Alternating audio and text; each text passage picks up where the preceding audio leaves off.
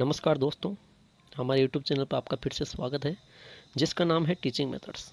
और आज मैं आपके लिए गणित के टीचिंग मेथड्स के 15 इंपॉर्टेंट क्वेश्चन लेके आया हूं, जिसमें पहला प्रश्न कह रहा है, एक अच्छा गणितज्ञ होने के लिए ज़रूरी होता है सवालों के उत्तर देने की तकनीक में निपुणता, अधिकतर सूत्रों को याद करना, बहुत जल्दी सवालों को हल करना या सभी अवधारणाओं को समझना, लागू करना और उनमें संबंध बनाना। देखिए दोस्तों, अच्छा गणितज्ञ तो गणितज्ञ क्या होता है कि जिसकी प्राथमिकता का क्षेत्र गणित हो वो गणितज्ञ होता है, जो कि गणित के अनुसंधान करता हो, गणित में खोज करता हो, गणित का ज़्यादा से ज़्यादा अध्ययन करता हो, वो होता है गणितज्ञ। तो एक अच्छा गणितज्ञ कौन होता है?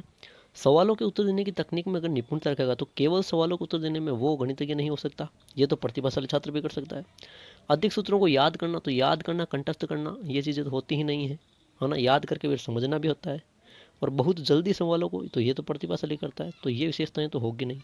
बची कौन सी कि सभी जो अवधारणाएं होती हैं, सभी जो अवधारणाएं हैं, उन अवधारणा क्या होती है? ये संज्ञानात्मक इकाई होती है जिसको अपने मस्तिष्क बुद्धि से, गहनता से इसका जो है समझ परख करे। ये अवधारणा चीज़ होती है, मानसिक संकल्पना होती है। इसको वो समझता है, फिर इसको लागू करता है, लागू करने का कारण बताता है, सही है कि नहीं वो भी बताता है, उनमें संबंध, तुलना, वर्गीकरण सारी चीज़ें बताता है। वो एक अच्छा गणितज्ञ कहलाता है। इस प्रकार दोस्तों पहला जो प्रश्न है उसमें विकल्प नंबर 4 है, सही उत्तर हो जाता है। आगे चलते हैं दूसरे प्रश्न पे दोस्तों। दूसरा प्रश्न कहता है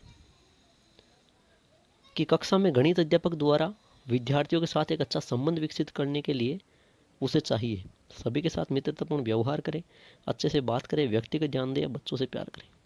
देखिए कक्षा में पूछा है, कक्षा में ये सारी चीज़ें आपको याद रखनी होगी। कक्षा में जो गणित का अध्यापक है वो विद्यार्थियों के साथ एक अच्छा संबंध विकसित करना चाहता है, तो उसे क्या करे? सभी के साथ मित्रतापूर्ण व्यवहार करे। तो देखिए मित्रतापूर्ण व्यवहार करे, ये तो ठीक है भाई, अच्छा संबंध बन जाता है ना मित्रतापूर्ण व्यवहार से। लेकिन कक्षा में इसका मतलब क्या है कि साथ में जो शिक्षण प्रक्रिया है वो भी तो करवानी होगी ना। ऐसा तो है नहीं कि केवल मित्रतापूर्ण व्यवहार करके बस मित्र बना ले, तो ये चीज़ गलत है ना। अच्छे से बात करे, अच्छे से बात कर लेगा, लेकिन शिक्षण प्रक्रिया फिर नहीं होती है ना। तो शिक्षण प्रक्रिया भी करनी जरूरी है। तो अच्छे से बात करे, बच्चों से प्यार करें। तो ये जो बच्चों से प्यार करना, प्रेम स्नेह की भावना, अच्छे से बात करना और सभी के साथ मित्रतापूर्ण व्यवहार, ये चीज़ें सारी की सारी आ जाती है व्यक्तिगत ध्यान देने में, है ना। व्यक्तिगत ध्यान देगा तो क्या होगा इसमें? आपके व्यक्तिगत ध्यान देने में देखिए कि व्यक्तिगत ध्यान है कि हर बालक पे, है ना, हर बालक पे व्यक्तिगत तौर पर वो ध्यान देगा। इससे क्या होगा? इससे हर बालक की जो कमजोरियों को जान सकेगा, उनका फिर उपचार भी कर सकेगा ना। शिक्षण प्रक्रिया भी चलेगी और साथ साथ में मित्रतापूर्ण व्यवहार, प्रेम स्नेह, ये चीज़ें भी हो जाएगी। इस प्रकार जो दूसरा प्रश्न है आपके, उसका विकल्प नंबर 3 है, बिल्कुल सही उत्तर है। आगे चलते हैं प्रश्न संख्या 3 पर। प्रश्न संख्या 3 कहता है दोस्तों, गणित की पाठ्य पुस्तक का आवश्यक अंक कौन सा है? अवधारणाओं को स्पष्टीकरण, अवधारणाओं की क्रमबद्धता, अवधारणाओं को व्यावहारिक जीवन से जोड़ना है, उपरोक्त सभी। देखिए गणित की पाठ्य पुस्तक की बात हो रही है, वहां पे आवश्यक अंक पूछा है, कौन सा है? तो अवधारणाएं जो भी है गणित में, अपने अवधारणाएं जो भी चलती है उनको स्पष्ट करना भी जरूरी है ना, आवश्यक अंग है। और वो चीज़ें सारी जो अवधारणाएं वगैरह, सूत्र सिद्धांत है, वो क्रमबद्ध भी होते हैं। और अवधारणाएं ऐसी होनी चाहिए अपने पाठ्य पुस्तक में, विषय वस्तु ऐसी होनी चाहिए जो अपने व्यावहारिक जीवन से बच्चों को जोड़े, ताकि व्यावहारिक जीवन में जो चीज़ें होती है अगर उनको हम पाठ्य पुस्तक में शामिल करते हैं तो क्या होता है कि बच्चा ऐसे रुचि या जिज्ञासा के साथ पढ़ता है। तो इस प्रकार विकल्प नंबर 4 उपरोक्त सभी यहाँ पे सही हो जाता है प्रश्न संख्या 3 में। आगे चलते हैं प्रश्न संख्या 4 पे। प्रश्न संख्या 4 है, गणित को रोचक, सुग्राही एवं सरल बनाने के लिए क्या आवश्यक है? तो देखिए गणित में ऐसी पढ़ानी चाहिए कि जिसमें बालक में रुचि आए, है ना, आसानी से ग्रहण हो और सरल हो। तो क्या आवश्यक है? साधारण शिक्षण विधि, असाधारण, प्रभावशाली, मनोवैज्ञानिक या मनोवैज्ञानिक। तो देखिए केवल जो असाधारण तो यहाँ पे होगा नहीं, है ना, ये नेगेटिव आ गया, ए आ गया इसमें, असाधारण। और साधारण शिक्षण विधि, साधारण से तो क्या होगा, गणित शिक्षण चलेगा, न कि इसमें रुचि होगी, तो ये भी हट जाएगा। इसके बाद चलते हैं प्रभावशाली, मनोवैज्ञानिक और मनोवैज्ञानिक, ये दो विकल्प बचे। तो देखिए मनोवैज्ञानिक है ये ठीक है, लेकिन इसके बजाय और ज़्यादा बेटर है वो है आपके प्रभावशाली मनोवैज्ञानिक विधि। इससे क्या होता है कि मनोवैज्ञानिक विधि है, मनोवैज्ञानिक सिद्धांत सूत्र यानी कि लीगल, वो तो चल रहा है मामला, लेकिन जो प्रभाव भी छोड़े, प्रभाव छोड़ने से क्या होगा? प्रभाव यानी परिवर्तन लाना, है ना। तो प्रभाव आएगा, इससे रुचि भी बढ़ेगी और बच्चों को आसान भी गणित लगेगा। इस प्रकार दोस्तों आपके प्रश्न संख्या जो 4 है उसमें विकल्प नंबर 3 बिल्कुल सही उत्तर हो जाएगा। आगे चलते हैं प्रश्न संख्या 5 पे सरल सा प्रश्न है दोस्तों। गणित को कहा जाता है विद्यार्थियों का दुश्मन, शक्तिशालियों की शक्ति, मस्तिष्क का व्यायाम या मन की भाषा। देखिए ये प्रश्न सरल बहुत है, लेकिन एक आध प्रश्न ऐसे भी आ जाते हैं। तो गणित को कहा जाता है विद्यार्थियों का दुश्मन नहीं, सभी विद्यार्थियों का दुश्मन गणित नहीं है। जिनको कठिन लगता है वो कहते हैं। और शक्तिशालियों की शक्ति, तो जो कमजोर होते हैं तो उनके लिए शक्तिशाली हो शक्ति नहीं है। और मन की भाषा नहीं होगा, बल्कि ये क्या होगा, मस्तिष्क का व्यायाम होगा। मस्तिष्क का व्यायाम कैसे? आप जानते हो कि गणित की हम कोई भी समस्या है वो हल करेंगे तो उसमें मस्तिष्क या बुद्धि की आवश्यकता तो होती है ना। गणित की हर समस्या का हल करेंगे तो मस्तिष्क या बुद्धि की आवश्यकता होती है ना। तो वहाँ और हम जितना अधिक गणित का अभ्यास करेंगे उतना अधिक क्या होगा, मस्तिष्क क्या होगा, मस्तिष्क का व्यायाम हो जाएगा, मस्तिष्क उतना ही विकसित हो जाएगा। इस प्रकार जो आपके गणित है वो मस्तिष्क का व्यायाम कहलाता है। इस प्रकार 5वें प्रश्न का उत्तर विकल्प नंबर 3 है, बिल्कुल सही हो जाता है। आगे चलते हैं प्रश्न संख्या 6 पे। दोस्तों प्रश्न संख्या कह रहा है कि किसी गणितज्ञ के कार्यों की प्रशंसा करना गणित के किस मूल्य से संबंधित है। गणित का मूल्य है और गणित के मूल्यों से एक प्रश्न आपके जरूर आएगा, देखना। बौद्धिक मूल्य, प्रयोगात्मक, सौंदर्यात्मक, इनमें से कोई नहीं। देखिए किसी गणितज्ञ के कार्य की प्रशंसा करनी है। देखिए बौद्धिक मूल्य में क्या होता है, बौद्धिक में यही होता है बुद्धि मस्तिष्क का प्रयोग करना, है ना। तो यहाँ पे कोई मस्तिष्क का प्रयोग हो नहीं रहा। प्रयोगात्मक होता है दैनिक जीवन में व्यवहार करना, वो भी नहीं हो रहा। यहाँ तो कोई गणितज्ञ है उसके कार्यों की हमें प्रशंसा करना है। प्रशंसा करना है इसका मतलब क्या है, उसका सौंदर्य निखर रहा है ना भाई। भाई प्रशंसा करना इसका मतलब सौंदर्य निखर रहा है ना। यानी कि गणितज्ञ मतलब उसने गणित पढ़ ली, तो गणित पढ़ने वालों के लिए गणित एक कला है, एक संगीत है, एक सौंदर्य है ना। तो प्रकृति, जो प्रकृति है, कला है ना, और सौंदर्य है, ये चीज़ें क्या है, ये सौंदर्यात्मक मूल्य के अंतर्गत आती है। प्रकृति, कला, सौंदर्य, इस प्रकार सौंदर्यात्मक मूल्य बिल्कुल सही उत्तर हो जाएगा यहाँ पे। तो प्रश्न संख्या जो 6 है आपके दोस्तों, उसमें विकल्प नंबर जो 3 है बिल्कुल सही उत्तर है। आगे चलते हैं प्रश्न संख्या 7 पे। प्रश्न संख्या 7 कह रहा है कि गणित की संरचना और प्रकृति का गुण कौन सा है। गणित की संरचना और प्रकृति का गुण पूछा है दोस्तों। तो देखिए गणित की प्रकृति जैसे कि उसमें संख्याएं, स्थान, दिशा, इनका मापन किया जाता है। और गणितीय भाषाएं कहलाती है जिसमें सूत्र, पद, सिद्धांत, संकेत, ये सारी चीज़ें होती है। तो इसका गुण पूछा है कौन सा होता है, तो मूर्त होना, असंकेतिक, अक्रम या रसीन होना। तो देखिए कि असंकेतिक, जबकि इसमें संकेत मैंने बता दिए कि सूत्र, पद, सिद्धांत, संकेत गणित की संरचना और प्रकृति में होते, तो असंकेतिक नहीं होगा। एक क्रम, उनका क्रम नहीं हो, ये चीज़ भी गलत है, वो क्रमबद्ध होते हैं। और रसहीन, तो रसहीन, ये इसका क्या है, ये दोष बता रहे हैं कि भाई गणित पढ़ने में आनंद नहीं आता, जबकि गणित पढ़ने में जो पढ़ने वाले हैं उनको तो आनंद आता है। तो ये गुण ना होकर दोष, जबकि यहाँ पे गुण पूछा है हमें, तो फिर क्या होगा, मूर्त होगा। देखिए गणित वैसे अमूर्त विषय है, लेकिन गणित को फिर अमूर्त से हम क्या बनाते हैं, सूत्र सिद्धांतों का प्रयोग करके हम क्या कर देते हैं, मूर्त कर देते हैं।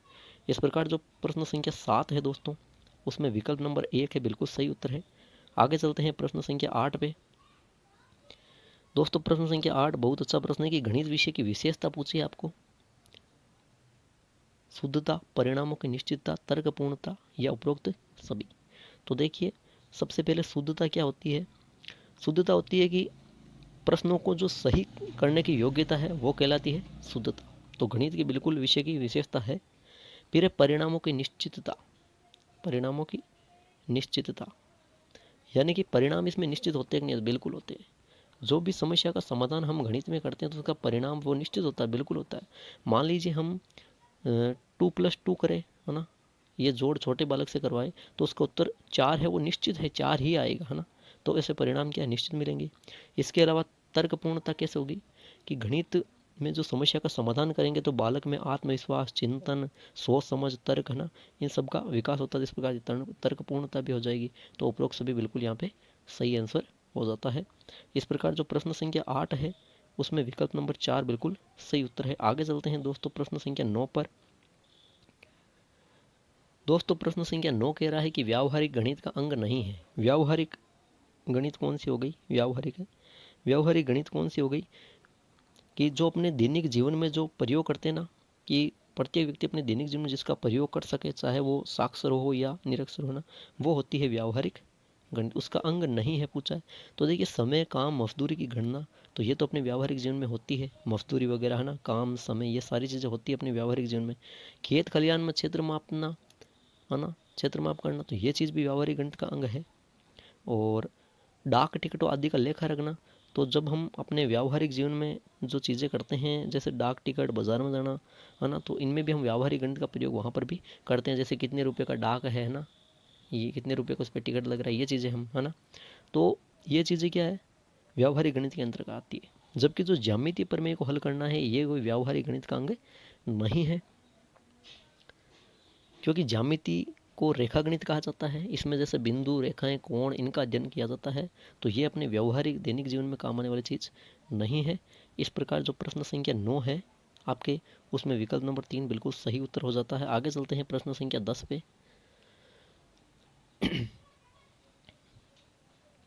प्रश्न संख्या 10 कह रहा है दोस्तों कि गणित शिक्षण के माध्यम से बच्चों में निम्न में से किस भावना पर नियंत्रण रखने का कौशल विकसित हो जाता है।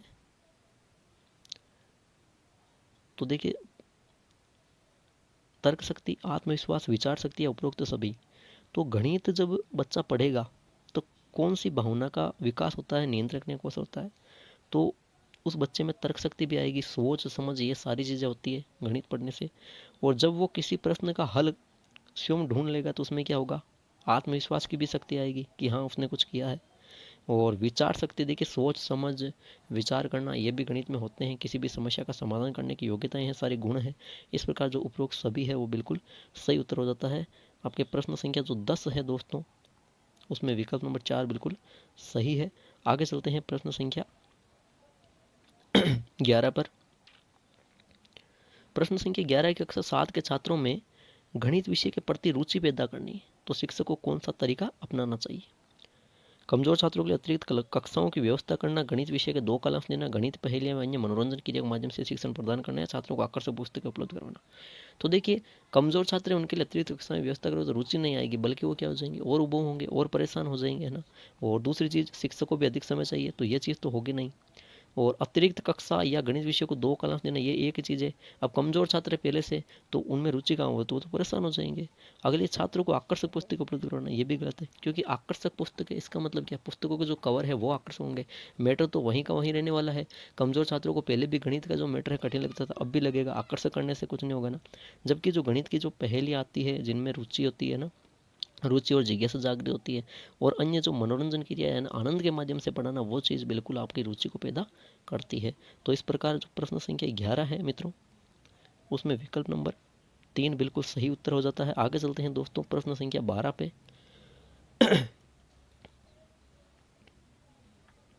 देखिए, प्रश्न संख्या जो 12 है,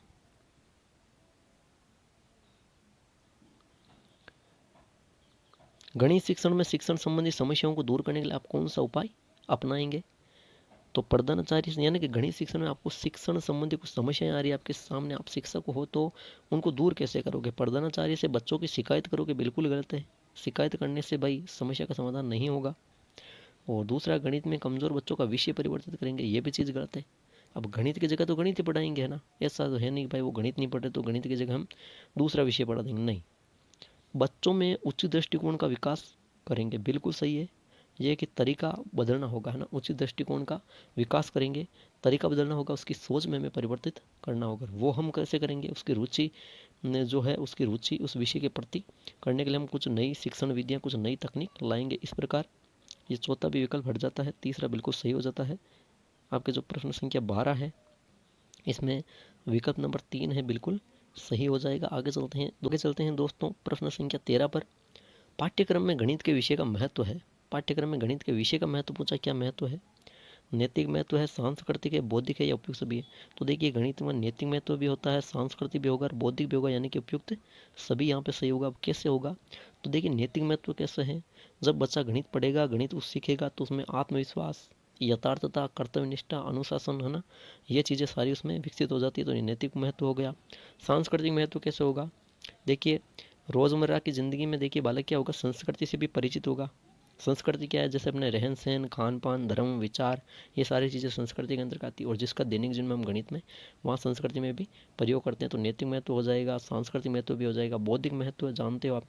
गणित की प्रत्येक समस्या का हल करेंगे तो बुद्धि का उपयोग जरूर होगा, मस्तिष्क क्रियाशील होकर विकसित होगा। तो इसका मतलब क्या है, उपयुक्त तो सभी यहाँ पे बिल्कुल सही उत्तर हो जाता है।